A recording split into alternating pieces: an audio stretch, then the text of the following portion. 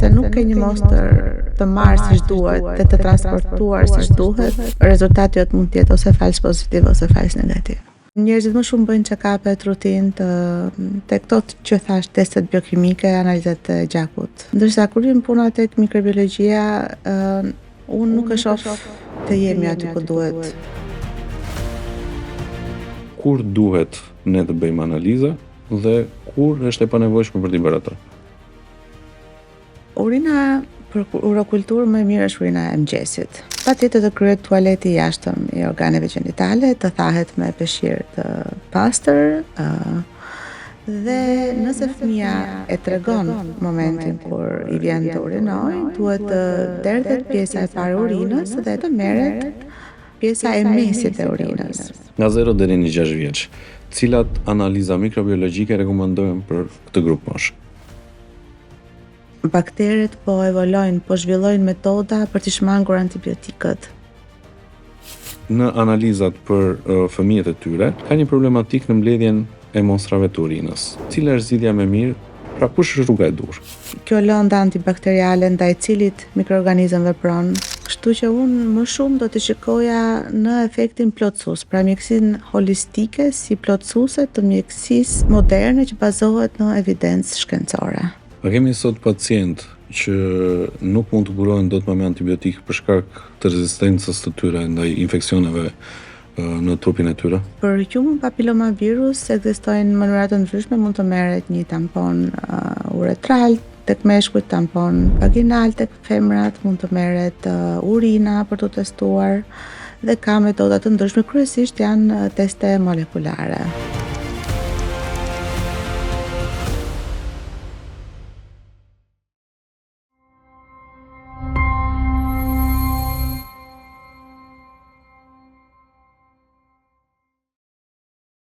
Health and Sport Partners prezanton podcastin pa recetë, i mundësuar nga Farmaci Sidi, Vichy, La Roche-Posay, Dr. Brown, Kerrywell dhe Vitanet. Shkrimtari im i preferuar, Drit Roagolli, në një nga shkrimet e tij, ka thënë se nëse një informacion e dyn dy veta, është në dorë të fatit, dhe nëse një informacion e din më shumë se 3 veta, është në dorë të fshatit. E tilla është dhe tematika që do të trajtojmë sot dhe unë qëndroj te kjo e fundit. Ku së bashku me profesoreshën e asociuar, doktoresh Silva Tafajn, do të trajtojmë jo vetëm diagnozën, por edhe atë që nuk shifet. Do të trajtojmë atë ku sëmundja duhet parë para se të shkojmë tek sistemi ynë dhe sistemi ynë të reagojë. Doktoresh, mirë se erdha. Mirë se u gjeta dhe faleminderit shumë për ftesën. Nisur nga CV-ja juaj, do më duaj kohë gjatë televizive për të bërë një prezantim të duhur. Kështu që do isha i nderuar nëse ju do më hapnit episodin me një prezantim të vetes tuaj. Atëherë unë quhem Silva Tafaj, kam mbaruar studimet në Fakultetin e Mjekësisë në 1998. Jam specializuar më pas në mikrobiologji klinike për 3 vjet dhe direkt më pas kam filluar punë në laboratorin kombëtar të referencës për tuberkulozën në Spitalin Universitar Shevqet Ndroqi, kështu quhet atëherë, sot quhet Qendra Rajonale Universitare e Tiranës Shevqet Ndroqi. Fokusi im kryesor i punës ka qenë diagnoza laboratorike e tuberkulozit, por jam marrë edhe me mikroorganizma të tjerë. Më pëlqen edhe kërkimi shkencor, më pëlqen edhe të mësimdhënia, jam edhe angazhuar në mësimdhënie në Fakultetin e Mjekësisë, në Universitetin e Mjekësisë Tiranë. Pak a shumë kjo është. Pse zgjedhe të bëhesh mjeke mikrobiologe, edhe jo një specialitet tjetër? Në fakt nuk e zgjodha unë, më zgjodhi mikrobiologjia mua. Në fakt unë s'kisha zgjedhur as mjekësinë, me thënë të drejtën. Mjekësia ishte një ëndër e timëmëje, e cila nuk arriti dot për arsye të caktuara të bëhej vetë mjeke, dhe kishte një ëndër të saj që të më shikonte mjeke. Kështu që unë, pa pasur në një dëshirë për mjekësinë, me thënë drejtën, i hyra universitetit për mjekësi për të plotësuar këtë dëshirë të mamas time. Megjithatë, gjatë kohës që bëja universitetin, mendoja që në përfundim do studioja ose psikiatri ose mikrobiologjia ishte komplet jashtë sferës interesit tim, domethënë nuk më kishte pëlqyer asnjëherë, domethënë as si subjekt në gjatë kohës së studimeve. Mirë, po kur unë mbarova studimet për rrethin e Tiranës ku unë aplikova, nuk kishte të drejta specializimi në psikiatri. Kështu që ishin disa të drejta të tjera në gastroenterologji, mjekësi laboratorike. Mikrobiologjia ishte ndërto. Unë kisha marrë me vete një mik të Timetit, i cili kisha ardhur të më këshillonte, një mjek i shquar Skënder Kraja, i cili nuk jeton më, po e kujtoj me shumë nostalgji. Edhe pyes, profesor, këtë marrë nga këto? Edhe ai më thot mikrobiologji, çfarë thua? Domethënë as mos e pyet, mos e diskuto më. E kështu unë përfundova me mikrobiologjin, mirë po e zgjodhi rasti për mua, ose fati, ose ku di unë një forcë madhore, po unë e kam dashuruar me kalimin e kohës edhe sot është pasioni im. Nuk ka gjë më të mirë se puna të kthehet në pasion. Dhe në pyetjet, në vazhdimsi të pyetjeve, do të doja të hynim direkt në realitetin shqiptar. Në realitetin shqiptar kemi dy grupe të ndara të pacientëve. Kemi pacientë të cilët bëjnë analiza pafund, pavarësisht se edhe mund t'i duhen apo nuk mund t'i duhen, dhe kemi pacientë të cilët kurohen pa një diagnozë dhe pa analiza laboratorike. Si qëndron e vërteta?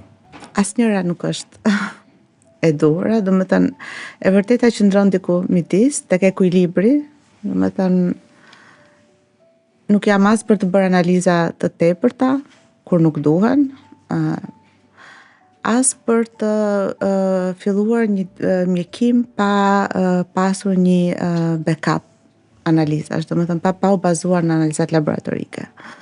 Se laboratori është një nga shtyllat e diagnostikës. Kështu që besoj që ekuilibri midis këtyre të dyjave është e duhura. Domethënë të bësh analiza të duhura në kohën e duhur dhe të udhëzuara nga mjeku klinicist, sipas klinikës përkatëse. Ku qëndron ndryshimi midis laboratorëve biokimik dhe atyre mikrobiologjik? Ndryshon tek ndërkohë që mjekësia laboratorike biokimike klinike merret më shumë me mostra të gjakut, me parametra të ndryshëm të gjakut, formula e gjakut, testet e ndryshme biokimike, glicemia, testet e mëlçisë, të veshkave, hormonet.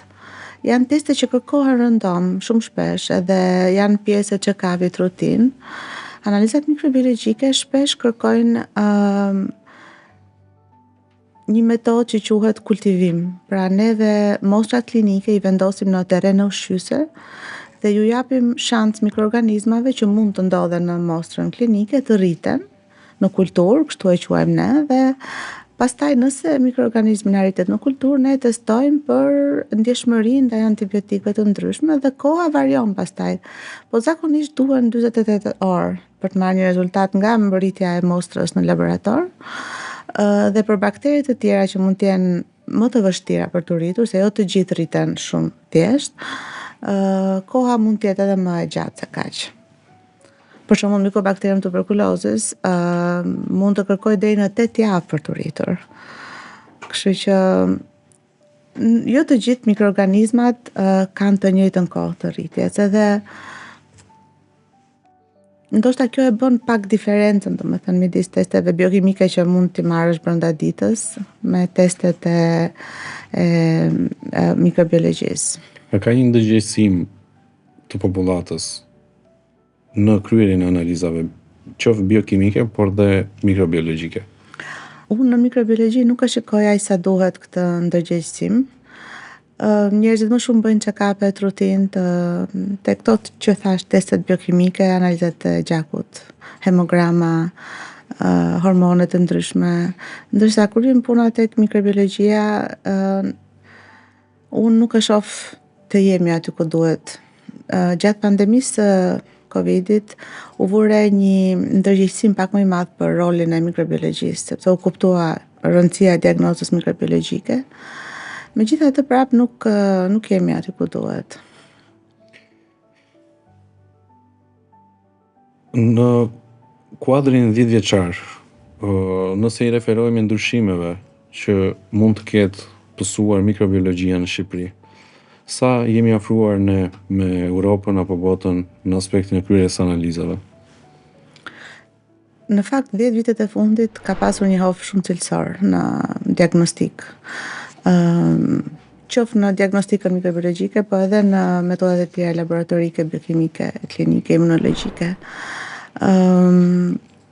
Kemi një rritje të investimeve në aparatura, ndërkohë kanë dalë teste të reja, të shpejta, që ofrojnë përgjigje në 24, brenda 24 orëve, ndonjëherë dhe më pak se kaq.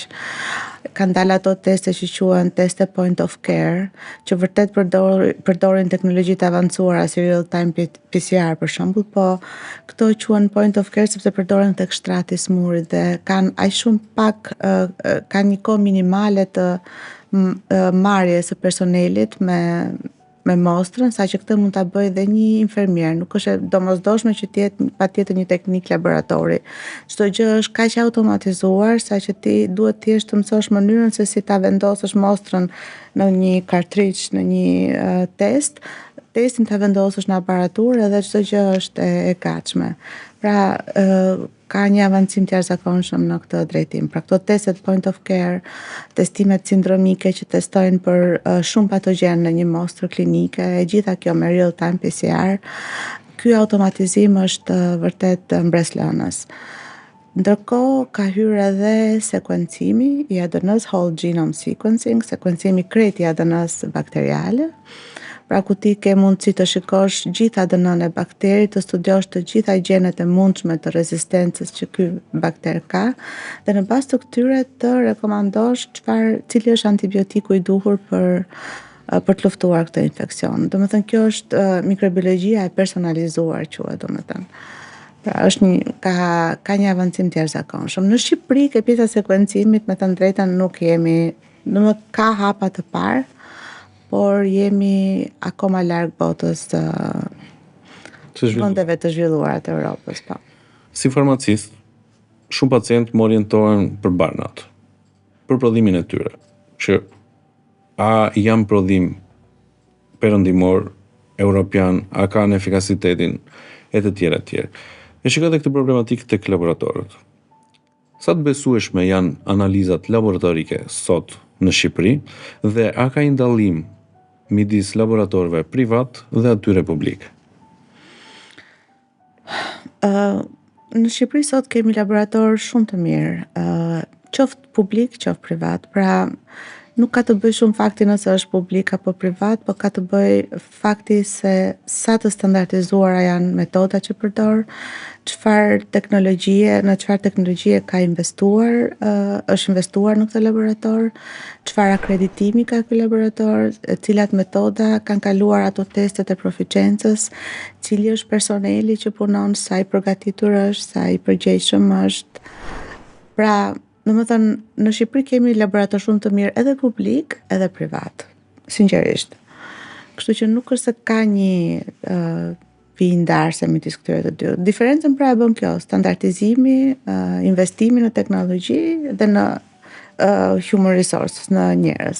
Pra për të shmangur frikën e të gjithë pacientëve ose familjarëve, të një familje e cila drejtohet drejt për drejt me pyetjen se ku duhet të shkojë të bëj analizat. Përgjigjja juaj ishte shumë e detajuar dhe shtëruese, pra mjafton që standardizimi të jetë I duhur dhe kryerja e analizave mund të bëhet si në sektorin privat ashtu dhe atë publik. Cilat janë analizat që kryejnë më së shumti shqiptarët dhe cilat janë përgjigjet ose rastet të cilat të shqetësojnë më së shumti ditët e sotme?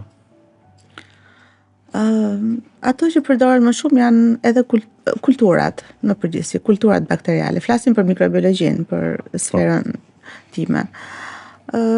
Mostrat më zakonshme janë urinat, për shembull urokulturat, ose mostrat respiratore, sputumi, tamponet nazofaringeal, mostra ginekologjike, gratë që ndjekin shtatzanin përmes testimeve të vazhdueshme. të rinj kanë filluar edhe ata të interesohen për infeksionet seksualisht të transmetueshme. Këto janë zakonisht testet më të zakonshme në një laborator mikrobiologjik. A mund të gabojë një laborator? Unë besoj që ka një marjë gabimi, do me thënë, gabojnë edhe aparaturat, gabojnë edhe njerëzit, por ju thash, sa më i standardizuar të laboratori, sa më investim të ketë në teknologji, sa më njerëz të përgatitur, të specializuar të ketë, aq më i vogël është ky gabim. Kjo qëndron edhe tek marrja e mostrës, e cila është një veçori e rëndësishme e cila duhet përmendur. Është gjysma e punës, me thënë të drejtën. Ti mund të investosh sa të duash në teknologji, në njerëz, në të vendosësh standarde shumë të larta, nëse nuk ke një mostër të marrë siç duhet dhe të transportuar siç duhet, rezultati jot mund të jetë ose fals pozitiv ose fals negativ. Si qëndron e vërteta midis mjekësisë holistike dhe të vërtetave shkencore ose studimeve shkencore? Sepse kemi mjaft njerëz të cilët dalin në rrjetet sociale apo televizion dhe flasin, përdor hudhrën, mos shko të bësh analiza, mos përdor medikamentin. Shko bëj një çaj me preparatet të cilat ata rekomandojnë dhe mos bëj antibiotikun. Si qëndron e vërteta? Kur duhet ne të bëjmë analiza dhe kur është e panevojshme për t'i bërë ato? Shiko, mjekësia, unë e vlerësoj mjekësinë holistike. Është një, do me thënë, është një përvojë e grumbulluar, si thua, në breza, e trashëguar, dhe unë e shikoj si plotësuese të mjekësisë moderne, që e bazuar në evidencë shkencore. Dihet që jo vetëm hudhra, po ka edhe shumë bimë të tjera që kanë efekte antibakteriale. Mirë, po në mjekësi, ju si farmacist e dini, domethënë që duhet të dish kjo lëndë antibakteriale ndaj cilit mikroorganizëm vepron, sa duhet të jetë doza në gjak e këtij antibakteriali që kjo bimë ose hudhra ka, për shembull, sa duhet konsumoj ky njeri, sa hudhra duhet konsumoj që kjo substancë të arrijë këtë përqendrim të caktuar në gjak për të vrarë këtë bakter, dhe a e vret këtë bakter, a ka studime për këtë, a ka një validim të këtyre metodave? Kështu që unë më shumë do të shikoja në efektin plotësues, pra mjekësinë holistike si plotësuese të mjekësisë moderne që bazohet në evidencë shkencore. Domethënë nuk po them që këto gjëra nuk ndihmojnë, janë patjetër plotësuese, por jo për të caktuar evidencat shkencore.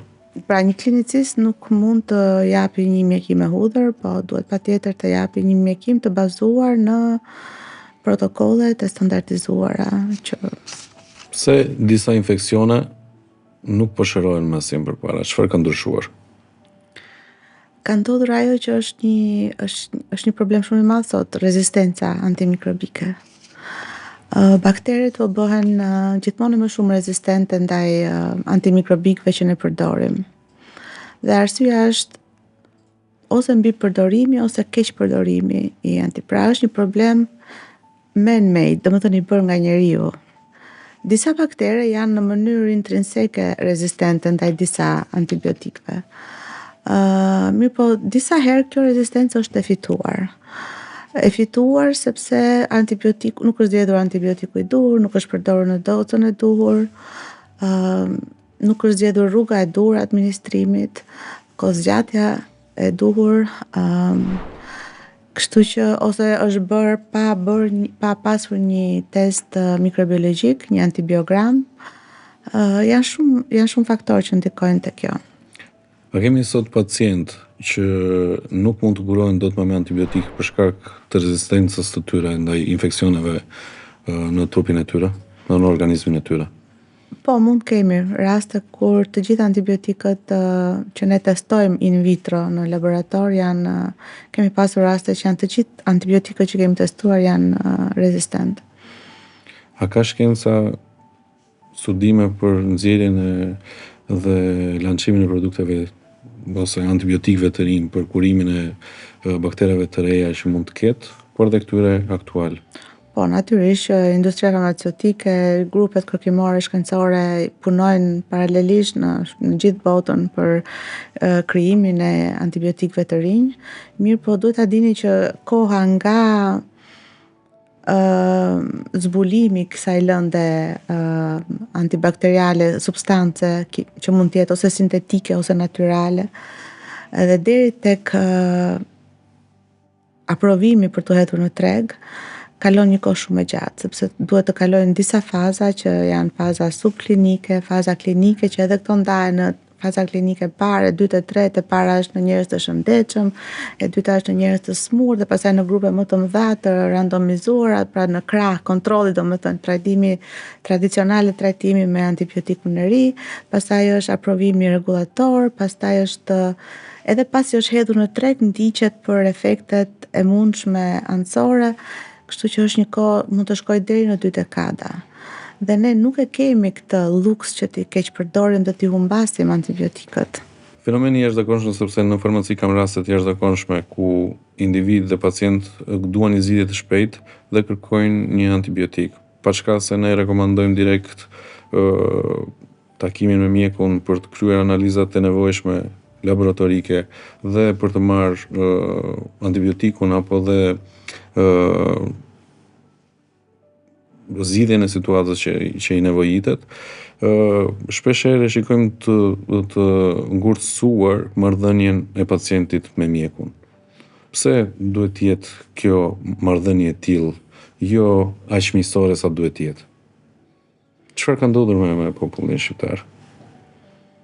Tash këtu janë dy gjëra të ndryshme, besoj unë është pjesa e antibiotikut që për shembull një prind që është më shpesh prindrit e rinj që janë anksioz kur kanë fëmijën me temperaturë dhe besojnë që përdorimi i antibiotikut të përmirësojë shumë shpejt situatën.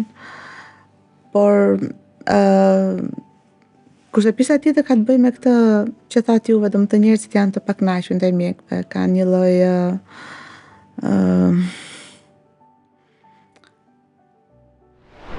frustrimi, unë e shoh edhe në rrjet, në komentet e ndryshme që bëjnë. Shiko, njerëzit mjekët janë njerëz, disa prej nesh edhe mund ta bëjnë. Mirë, po shumë prej nesh çdo ditë, dhe ju them çdo ditë, bëjnë mrekulli në punën e tyre.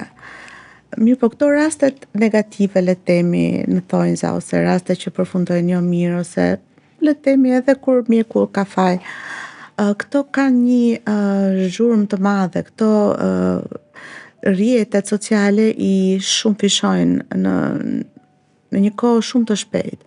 Ndërkohë që për këto gjërat e tjera pozitive që ndodhin përditë në jetën tonë, ne i shikojmë përditë se çfarë mrekullisht bëjnë mjekët në gjatë punës së tyre. Për këto flasin shumë pak.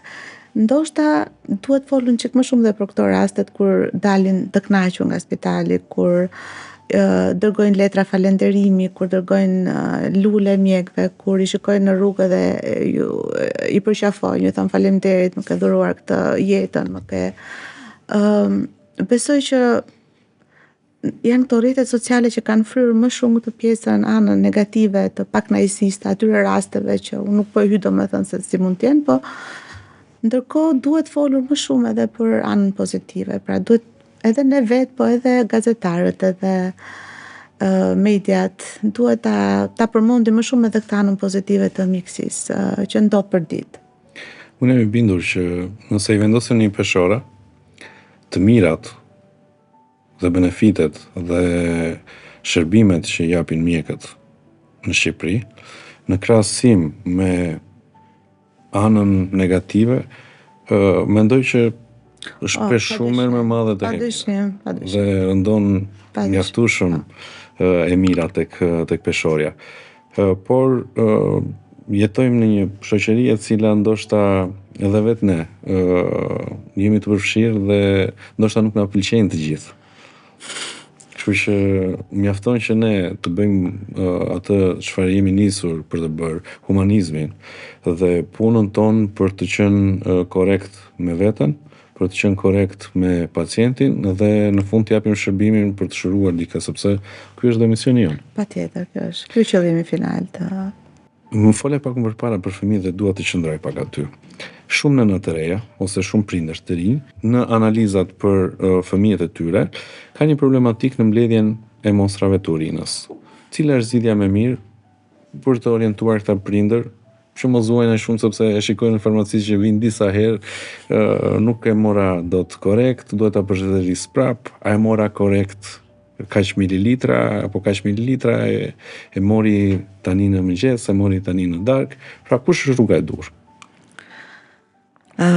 Urina për urokulturë më mirë është urina e mëngjesit. Duhet patjetër të kryhet tualeti i jashtëm i organeve gjinitale, të thahet me peshqir të pastër, dhe nëse fëmia e tregon momentin kur i vjen të urinoj, duhet të derdhet pjesa e parë e urinës dhe të merret me një kontenier steril të bler në farmaci, të merret pjesa e mesit e urinës. Nëse fëmia është më i vogël se 1 vjeç dhe akoma nuk ka filluar, domethënë, të tregoj se kur mund të urinoj, atëherë në mëngjes, kur fëmia akoma nuk ka urinuar, prindi duhet ta pastroj pjesën e zonës gjinitale të jashtme dhe të vendosit. Në farmaci ka disa qeska të veçanta për mbledhjen e mostrave në këto fëmijë të vegjël dhe natyrisht që duhet ta kontrolloj. Në momentin që fillon edhe urinon, hiqet ajo qesja, ka një mënyrë të caktuar ajo që është edhe demonstruar besoj me skema aty tek kontenieri dhe duhet të sjell sa më shpejt në laborator. Urina nga pampersa te këto është e papranueshme, domethënë të sillet për ekzaminim mikrobiologjik. Pra është shumë i rëndësishëm tualeti, domethënë pastrimi i mirë i zonës përpara se të merret urina dhe derdhja e pjesës së parë të urinës. Nga 0 deri në 6 vjeç, cilat analiza mikrobiologjike rekomandohen për këtë grup moshë? Po, në këtë moshë tonsiliti akut është shumë i shpeshtë, kështu që mbjellja një tampon nazofaringeal për të kontrolluar për streptokok beta hemolitik, i cili është shumë i rëndësishëm, streptococcus pyogenes, i cili mund të japi komplikime të rënda në veshka, në zemër, në artikulacione.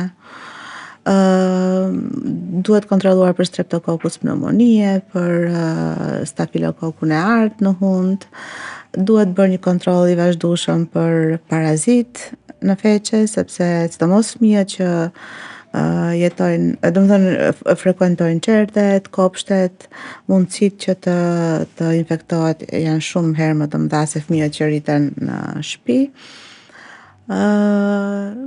Nga ana mikrobiologjike këto besoj që janë. Dua të hyj pak në raste klinike për të orientuar dhe më drejt për drejt pacientët.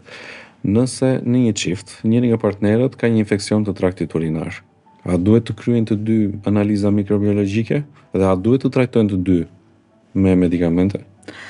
Atëherë, nëse është infeksion urinar, banal nga ato që i quajmë ne, nuk është e nevojshme që të trajtohen të dy. Domethënë, infeksionet urinare janë nga Escherichia coli, nga Klebsiella pneumonie, nga Proteus, që kanë të bëjnë thjesht me traktin urinar. Por nëse kemi infeksione nga këto që quhen seksualisht të transmetueshme, detyrimisht duhet të trajtohen, të diagnostikohen dhe të trajtohen në çift. Sepse shumica e këtyre infeksioneve janë pa simptomatologji klinike. Për shembull, klamidia mund të jetë fare pa shenja, si tek femrat ashtu edhe tek meshkujt. Po kështu edhe disa infeksione të tjera ose disa prej mikroorganizmave shkaktojnë më shumë klinik tek meshkujt dhe më pak tek femrat dhe janë asjellta. Kështu që domosdoshmërisht duhen testuar në çift dhe duhen trajtuar në çift dhe gjatë kohës së trajtimit duhet edhe abstenimi seksual. Dhe kuptohet edhe rikontrolli pas një periudhe të caktuar. Human papilloma virus. Cilat janë analizat e duhura dhe kush është shkruajtor nga partnerët? Tani për human papillomavirus ekzistojnë mënyra të ndryshme, mund të merret një tampon uretral tek meshkujt, tampon vaginal tek femrat, mund të merret urina për të testuar dhe ka metoda të ndryshme, kryesisht janë teste molekulare. Pra që kanë në bazë zbulimin e acideve nukleike. Dhe të dy mund të jenë E vinë të frustruar nga njëherë pacientët në farmaci dhe duan një informacion më të detajuar që është i transmetueshëm, ku mund ta kem marr, si mund ta kem marr, etj. Si merret një virus? Kjo është një infeksion seksualisht i transmetueshëm dhe merret gjatë kontaktit seksual që mund të jetë oral, vaginal, anal, dhe nga kjo në varësi të llojit genotipit të human papillomavirus mund ketë edhe janë disa prej këtyre genotipeve që janë high risk quhen, janë më të rrezikshëm se të tjerët për të shkaktuar kancer. Dhe kjo analizë bën të mundur edhe tipizimin, jo vetëm përcaktimin e prezencës së virusit, po edhe të acidit nukleik, po edhe të genotipit. Pra, a kemi të bëjmë me një nga këto genotipe, siç është 18-ta, 16-ta. Edhe nëse kështu, atëherë duhen bërë kontrolle periodike. Kështu që pap testeve tek femra, sepse çdo gjë e ka për herët mund të jetë e zgjidhshme. Kështu që një nevojë e rëndësishme është dhe mbrojtja kondomi. Pa diskutim. Kështu që çuna dhe gota me 2000 lekë të vjetra nuk i hyjnë këtyre halleve dhe avazeve të tjera. Shikon, në fillim kur është një çift i ri, përdorimi i kondomëve është i detyrueshëm. Nëse çifti është monogam dhe ka një kohë të gjatë që jetojnë bashkë, atëherë mundet edhe të mos t'i përdorin dhe pasi kanë kryer testet, është e vërtetuar që të dy nuk kanë infeksione, mund të edhe mos t'i përdorin. Si farmacist në kaq vite eksperiencë, shikoj një rritje të sëmundjeve respiratore. Kolla nga simptomat më të shpeshta. Dhe në trajtimin e përditshëm që mund të bëhet qoftë me preparate bimore, por dhe medikamente, shikoj një rezistencë të kollës. Çfarë ka ndryshuar në kaq vite dhe si mund të bëhet trajtimi më i mirë i kollës? Tash duhet ndarë arsyeja e kollës, domethënë a kemi komponent alergjik, a dihet që jetojmë në një të paktën flas për Tiranën, një qytet shumë të ndotur me ajër, me pluhur, me polene, pra duhet parë nëse kemi të bëjmë me një kollë me natyrë alergjike apo mbi këtë kollë është e vendosur edhe mbi vendosur dhe një infeksion bakterial. Kështu që duhen bërë teste të veçanta për ta ndarë kolla është thjesht është një infeksion apo jo. Po mund të jenë dhe të dyja, sepse kemi një mbi infeksion bakterial mbi një ka analiza mikrobiologjike për të trajtuar kollën? Patjetër, varet nëse kemi të bëjmë me një infeksion të rrugëve të poshtme ose të sipërme të frymarrjes. Për rrugët e poshtme zakonisht ekzaminohet sputumi, instruktohet i smurit të nxjerrë sputum, pra nga rrugët e poshtme të frymarrjes. Ndërsa për infeksionet e sipërme mund të merret edhe tampon nazofaringal, tampon nazal.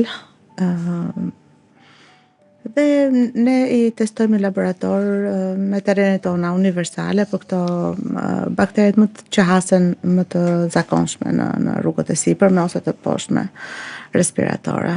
Dhe në varësi të mikroorganizmit që ne izolojmë, bëjmë edhe antibiogramën për kace dhe themi cili nga këto antibiotik është ai që sugjerojmë klinicistit, domethënë antibiotikun.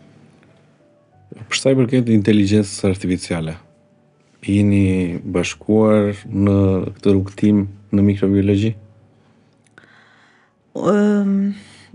Deri para 2 vjetësh jo, por ka 2 vjet që spitali ynë është përfshirë në një studim ndërkombëtar që quhet Dragon, që në kuadrin e projekteve Horizon të financuar nga Bashkimi Evropian, i cili e ka të përfshirë inteligjencën artificiale në brëndit të tij. përmes këtij studimi neve do të implementojmë sekuencimin gjenomik në laborator dhe aty ku hyn inteligjenca artificiale është pjesa e analizës së të dhënave. Domethënë neve do sekuencojmë ADN-n e një bakteri të caktuar, për shembull që ka shkaktuar një gjendje septike. Mirë po ajo analiza e ADN-s ne marrim një complete genome sequence dhe duhet analizuar me metoda të bioinformatikës që kërkojnë shumë kohë. Kërkojnë software, kërkojnë njerëz të specializuar që nuk i kemi. Dhe këtu hyn inteligjenca artificiale. Përmes disa programesh të bazuara në cloud, kjo analizë e këtyre sekuencave të ADN-s do bëhet shumë shpejt. Pra ne do fitojmë në kohë dhe për një sëmundje me sepsis koha është vendimtare. Sa më shpejt ne t'ja japim përgjigjen klinicistit se cili është antibiotiku i duhur, aq më mirë është për të smurin. Pra, inteligjenca artificiale do të na kursej këtë kohën. Pra nuk është se do bëj diçka që ne nuk e bëjmë dot, po një gjë që ne do ta bënim në 5 ditë, në 6 ditë, ajo do ta bëj për pak orë. Edhe kjo është në favor të pacientit. Mendoj që edhe farmacia ose mjekimi i marrë nga farmacia do jetë shumë më adekuat dhe më i zgjidhshëm për të minjanuar efektet anësore të keq trajtimit apo keq përdorimit të antibiotikëve. Po. Sa kushton sot për një familje shqiptare të kryej analiza biokimike dhe mikrobiologjike? Tani nëse ndiqet rruga referimi, domethënë vizita tek mjeku i familjes, ka disa protokolle të caktuara që nuk është e nevojshme të shkosh në laborator privat për të bërë teste. Këto mund të bëhen përmes sistemit të referimit. Por nëse ti vendos të shkosh në një laborator private, ka një gamë kaq të gjerë analizash, ka ato më të thjeshta që nuk kushtojnë shumë pak. Ka dhe analiza që janë shumë më specifike, mund të jenë edhe gjëra që dërgohen jashtë Shqipërisë për në një laborator referencë, dhe kuptohet në këtë rast çmimi është më i lartë. Nisu nga pjesëmarrja juaj në projekte ndërkombëtare siç është projekti që ju jeni aktualisht në Horizon. Çfarë duhet ndryshojë Shqipëria në krahasim me këto projekte ndërkombëtare? Neve na duhet të ndërtojmë, të ngrejmë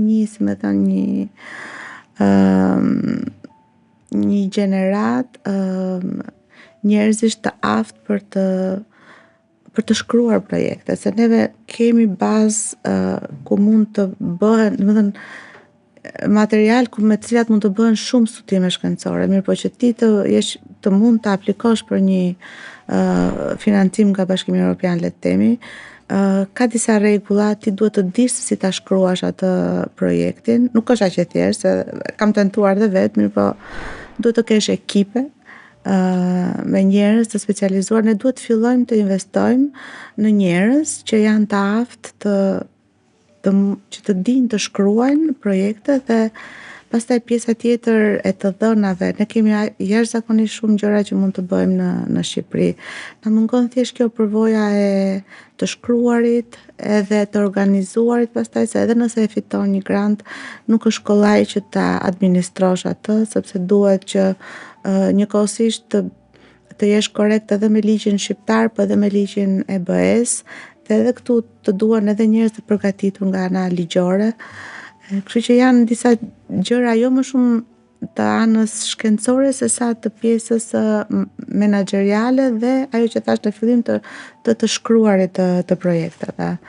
Na duhet se s'bën të kemi ekspert ose t'i huazojmë nga jashtë të marrim ekspert të huaj. Si mjekë mikrobiologe, në 10 vite të ardhshme, çfarë e rrezikon vërtet shëndetin publik në Shqipëri?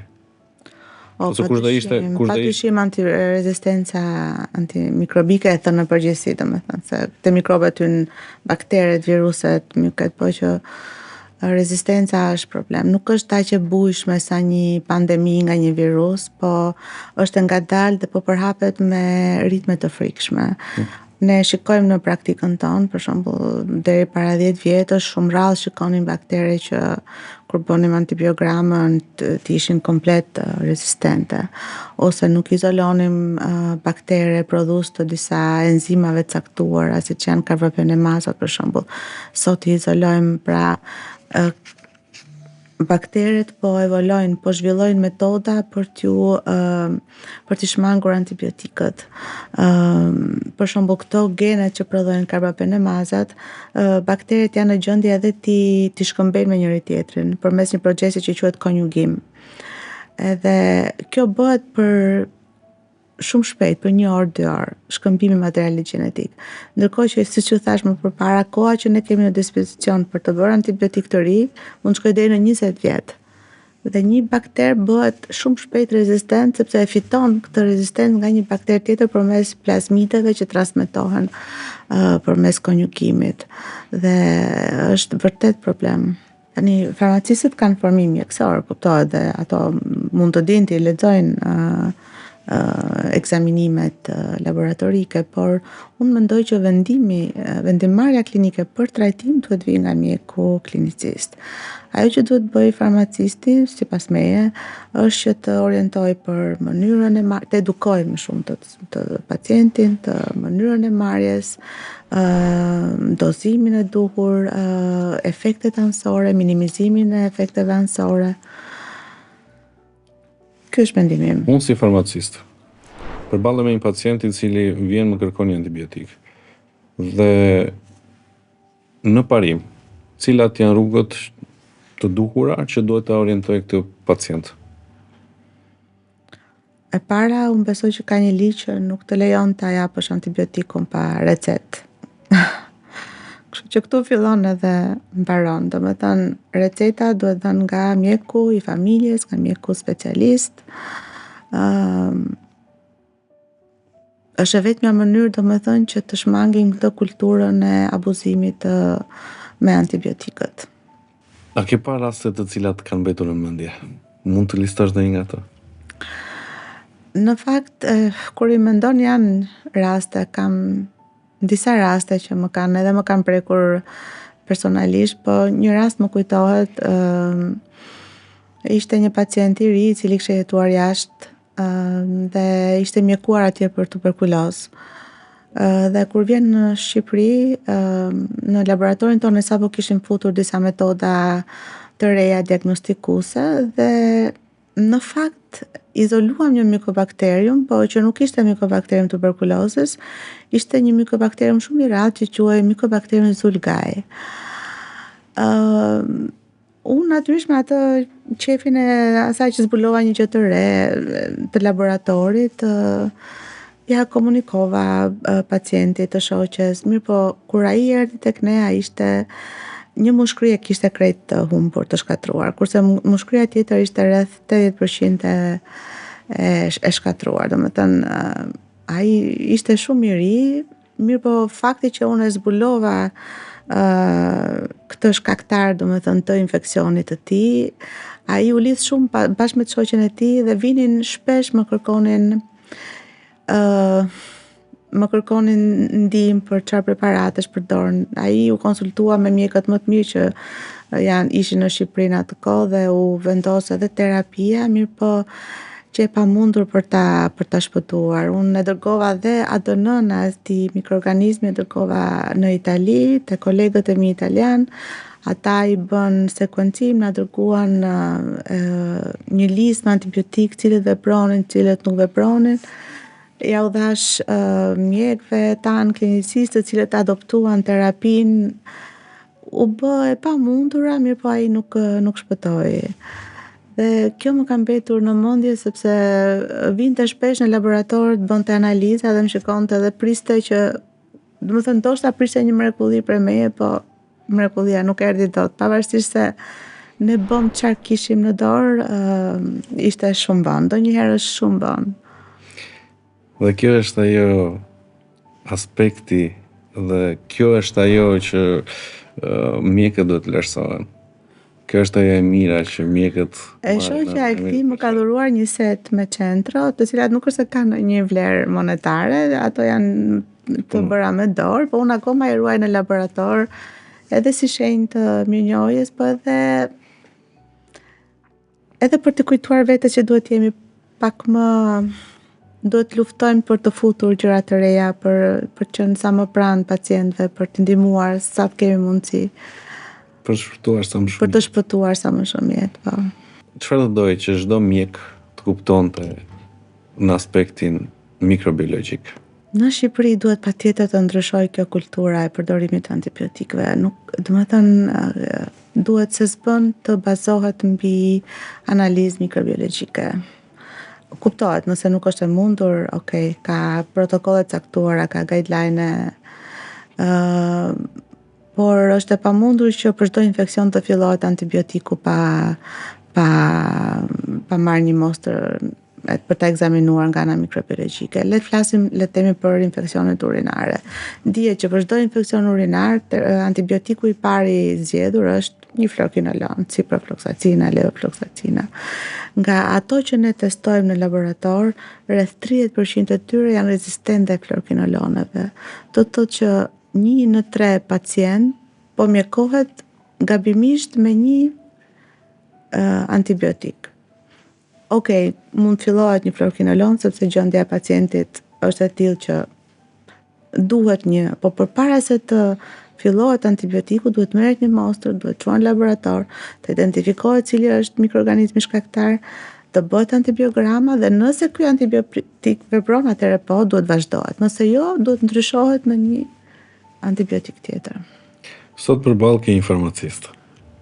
Çfarë do kërkoje nga farmacisti për të përmirësuar bindshëm shëndetin e pacientëve, ku ne të gjejmë një rrugë bashkëpunimi së bashku? Unë besoj që së bashku, ja, si puna e këtij podcasti, duhet bëjmë edukim shumë së bashku. Duhet gjejmë metodat për të edukuar popullatën, tash përdesa unë jam mikrobiologe, mua më intereson të flas për mikrobiologjinë, ju si farmacist për antibiotikët, edhe me që jemi në pjesën ku është shumë e rëndësishme që t'i ruajmë antibiotikët, se është një pasuri, nuk është vetëm e imja ose jote, është e gjithë njerëzve. Më thënë, nesër edhe unë mund të jem paciente dhe ai antibiotik nuk do veprojë as tek unë nëse ne nuk e ruajmë. Ose të mos përdorim antibiotikun e fundit, atë që është artilleri e rëndë, domethënë, ta përdorësh që në fillim. Nuk e pse shkon te karbapenemet, kur mund të përdorësh një antibiotik që ka një spektër më të ngushtë veprimi. Për ta mbyllur, cila do ishte përmbledhja dhe këshilla jote për të gjithë pacientët shqiptar? Ajo që tham, t'i vlerësoj mjekët, patjetër, dhe në aspektin mikrobiologjik të kërkojnë edhe vetë një ekzaminim mikrobiologjik për infeksionet e tyre, qofshin këto respiratore, urinare, seksualisht e transmetueshme, të interesohen, të vinë përpara të pyesin në laborator se si duhet marrë mostra, se e tham që është shumë e rëndësishme që mostra duhet marrë në mënyrën e duhur, është gjysma e punës një mostër e marrë sa duhet. Kjo është, më thënë, dhe patjetër të mos marrin antibiotik vetë. Nuk duhet patjetër rekomandimi, receta e klinicistit, i cili do ta pyesi me hollësi për historikun e smundjes, do shikoj shenjat klinike, do t'i kërkoj ekzaminime imazherike nëse do jetë e nevojshme, teste biokimike, mikrobiologjike e kështu me radhë. Unë e di që sot jetojmë në kohën e internetit e të ChatGPT-s, që çdo kush mund të fusë simptomat dhe t'i dali, po nuk është mjekësia kjo. Ndjeni veten të rrezikuar nga ChatGPT-ja? Jo, nuk e ndjej veten të rrezikuar nga ChatGPT-ja. Unë e përdor, më ndihmon ndonjëherë sepse për të, nëse unë do shpletoja një libër, do më hante një orë kohë, me ChatGPT-n e gjej shumë shpejt. Doktoresha, të falenderoj. Falenderoj unë juve. Ishte një bisedë e cila vlen sa një thesar për të gjithë pacientët shqiptar, sepse ka pika shumë të rëndësishme të kësaj bisedet që ne na hyn në punë jetën e përditshme. Kështu që me një këshill të fundit edhe si unë nga farmacist, mos hajeni tek farmacia të merrni antibiotik pa recetë. Orientohuni tek mikrobiologu. Faleminderit doktoresha. Faleminderit juve, ishte kënaqësi.